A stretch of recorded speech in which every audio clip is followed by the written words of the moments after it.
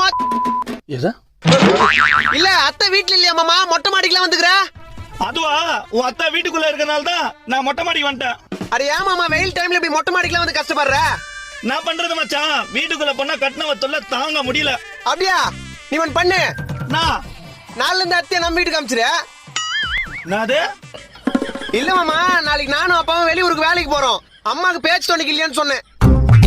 ஒரு நிமிஷம் மூச்சா நில போச்சுடா டேய். ஐயோ அப்படியா? ஆம்புலன்ஸ் கட்சி போன் பண்ணிட்டா? கொழுப்பு தாண்டா உனக்கு. ஆமா, உச்சி வெயில்ல நீ என்ன பண்ற மாடியில? உச்சி வெயில்ல குச்சி ஐஸ் வேணும்னு அம்மா கிட்ட கேட்டேன். அம்மா காசு இல்லன்னு கால்ல இருக்கிற செருப்பை கட்டி காது மேல வச்சாங்க. அப்ப காஸ்டியூம் எடுத்துட்டு மாடிக்கு வந்தவன் தான். இதெல்லாம் ஆறுன துணி தான், என்ன பண்றது? கீழே அம்மாக்கு மனசார வரைக்கும் மேல காய் போட்டு துணியை. சாதாரண குச்சி ஐஸ்காடா. என்ன பண்றது?